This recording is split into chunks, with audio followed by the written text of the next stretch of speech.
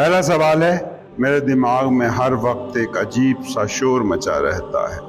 میں اس شور کو سن سکتا ہوں اور جیسے ہی اس شور پر فوکس کرتا ہوں تو میرا دماغ فریش ہو جاتا ہے، مگر پھر ایک آدھے گھنٹے کے بعد یہی عمل شروع ہو جاتا ہے اور سر میں درد ہونے لگتا ہے۔ مجھے اس بیماری کا کوئی حل بتائیں پلیز۔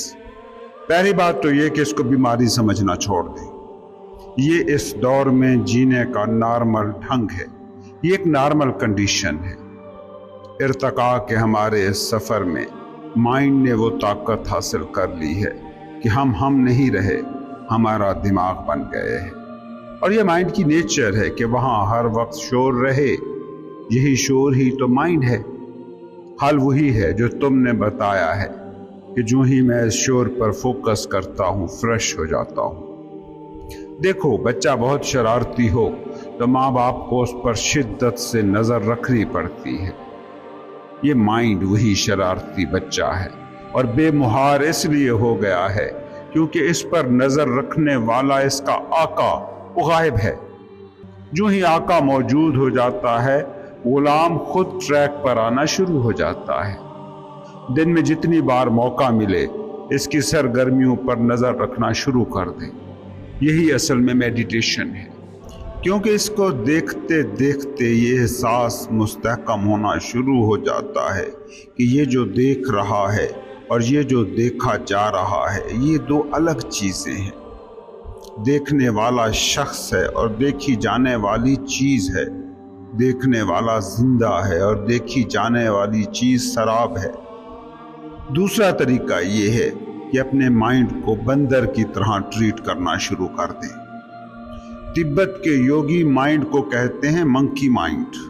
بندر کی شرارتیں دیکھ کر آپ ہنستے ہیں تو اس بندر کی شرارتوں کو کیوں سنجیدہ لے رہے ہیں؟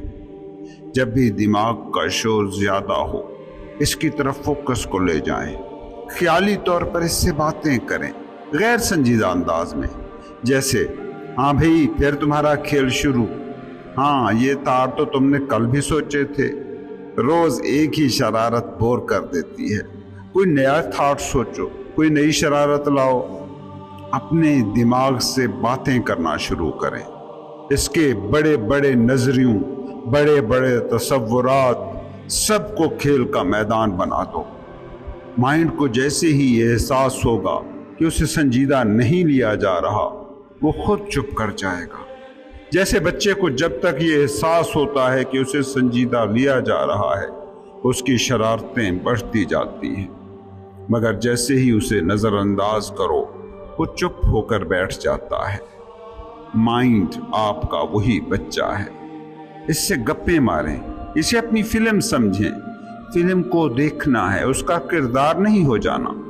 جہاں پھر ضرورت ہو، مادی زندگی کے عملی تقاضے ہوں، وہاں اسے منصوبوں کے لیے، اسٹریٹجیز کے لیے، پلاننگز کے لیے، حکمت عملی کے لیے، مسائل اور سچویشن سے نمٹنے کے لیے استعمال کریں، مگر ہر وقت اس کے ہونے کو اپنا ہونا مت بنائیں، ورنہ یہ شور اور یہ سر درد کبھی چھوڑ کر جانے والا نہیں۔ دوسرا سوال، سر آپ یہ بتائیں کہ ہم اپنے مائنڈ سے الگ کیسے ہو سکتے ہیں؟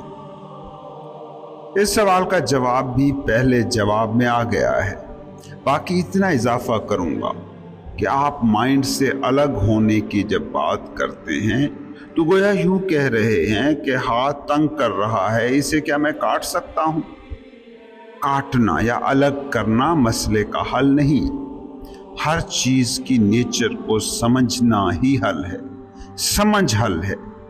ہاتھ کے بارے میں سمجھ گئے ہو کہ اس کا کام چیزوں کو پکڑنا، پھینکنا، روکنا، اٹھانا، رکھنا ہے، اس لیے وہ مسئلہ نہیں ہے۔ مائنڈ کو جانتے نہیں ہو، اس کی ساری سرگرمیاں آٹومیٹڈ ہیں، اس لیے وہ مسئلہ بن جاتا ہے۔ مائنڈ آپ کا ایک پرزہ ہے، ایک عضو ہے، اور سب سے طاقتور اور سب سے کام کا پرزہ ہے۔ اس سے الگ نہیں ہونا، اس کو استعمال کرنا ہے، اس سے استعمال ہونا نہیں ہے۔ اس لیے جب کوئی ضرورت ہو اس کو استعمال کریں۔ جب یہ اضافی شور کرے، خواہشوں میں، ماضی میں، مستقبل میں الجھائے، ڈپریس کرے، اور چاہے یہ بڑی بڑی باتیں بھی کیوں نہ کر رہا ہو، تب اس کو مذاق بنا دیں، اس کا مذاق اڑائیں، آنکھ بند کر لیں اور اپنے مائنڈ سے باتیں کریں۔ اس سے کہیں کہ کیا تم احمق ہو، روز ہی ایک تھاٹ لے کر سامنے آ جاتے ہو؟ کیا تم بے وقوف ہو، پریشان کرنے والے تھاٹ لا رہے ہو؟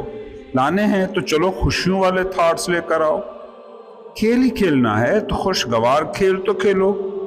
جب یوں اپنے مائنڈ سے بات کرنا آپ شروع کرو گے تو یہ ریپیٹیٹو اور ڈپریسو تھاٹس نہیں لائے گا۔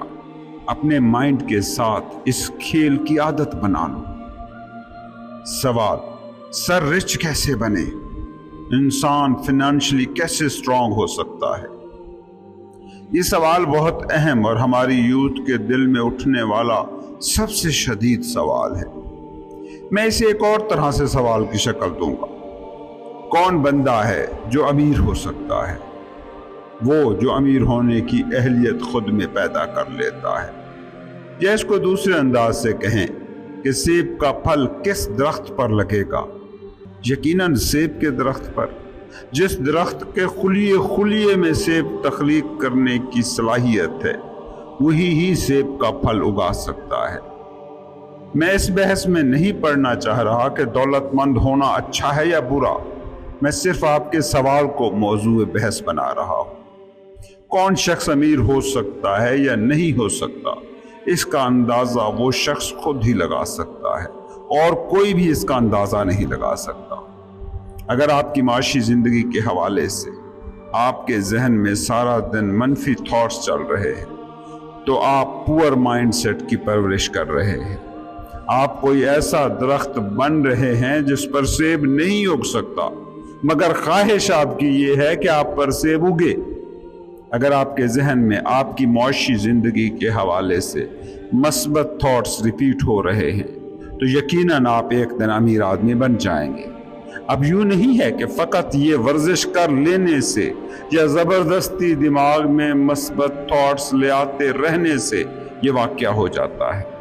اس حقیقت کو سمجھنے کے لیے آپ مائنڈ کے کام کرنے کے طریقوں کو پہلے جانیں۔ آپ کا مائنڈ، اس کے دو بنیادی حصے ہیں۔ ایک ہے ایکٹیو مائنڈ، یا کہہ لیں کرنٹ میموری، ریسنٹ میموری، یا اسے نفسیات کی زبان میں کہوں تو شعوری دماغ۔ دوسرا حصہ ہے آپ کا انیکٹیو مائنڈ، آپ کا پاسٹ، آپ کی گہری شخصیت، حقیقی میں، حقیقی انا، یہ ہے لاشعوری دماغ۔ لاشعوری دماغ ہی اصل میں آپ ہیں۔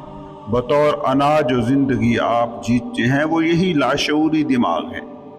یہ جو شعوری دماغ ہے، اس میں جو ایکٹیویٹی ہوتی رہتی ہے، اس کا کچھ حصہ روزانہ کی بنیاد پر لاشعور میں ایڈ ہوتا رہتا ہے۔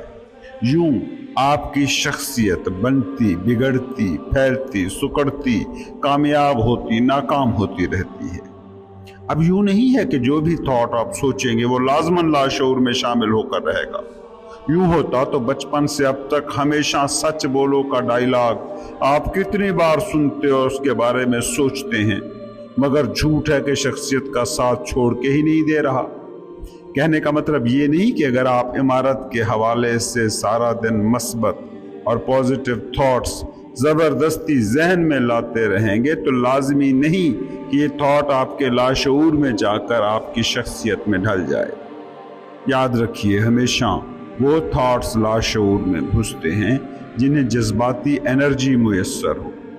ایک آدمی ہے جو سارا دن سوچ رہا ہے امیر کیسے بنا جائے، مگر وہ یہ بس اس لیے سوچ رہا ہے کہ بیکار ہے اور کوئی کام نہیں ہے، وہ کچھ کرنا نہیں چاہتا، اس لیے خیالوں میں امیر ہو کر خوش ہو رہا ہے۔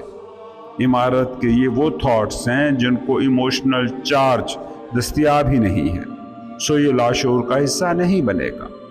آپ کے لاشعور میں جو کچھ ہے، یا اسے یوں کہہ لیں کہ آپ کی شخصیت کی جو نمایاں صفتیں ہیں، جو نمایاں اوصاف ہیں، وہ سارے ایک زمانے میں تھاٹس تھے۔ وہ تھاٹس جن کے حوالے سے آپ جذباتی تھے، یہ ایموشنل چارج والے تھاٹس ہی ریپیٹ ہو کر آپ کی شخصیت بن جاتے ہیں۔ اب یہ مثبت ہیں یا منفی، اس سے کوئی فرق نہیں پڑتا، پروسیس سیدھا ہے۔ تھاٹ، इमोशनल एनर्जी और बार बार रेपिटिशन इयादा। अमीर होने की ख्वाहिश रखने वाला पॉजिटिव इंसान क्या करेगा? एक, वो इमारत के थॉट सोचेगा, उनको इमोशनल एनर्जी के साथ सोचेगा, उनको बार बार दोहराएगा, जिसका नतीजा अमलन ये निकलेगा कि वो कोई ऐसी टेक्निक, ऐसा इल्म, ऐसा हुनर सीखेगा, ऐसा बिजनेस शुरू करेगा जो उसे वो सेब का दरख्त बना सके जिस पर सेब उगता है। याद रखो, दुनिया में जो भी कुछ बना हुआ है वो इसी प्रोसेस से बना है।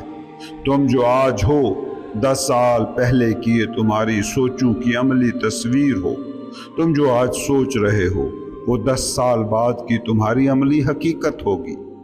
इसलिए अमीर होने का तरीका पूछते हो तो एक ही तरीका है, वही तरीका जिसकी वजह से आप गरीब हैं या दुखी हैं या नाकाम हैं।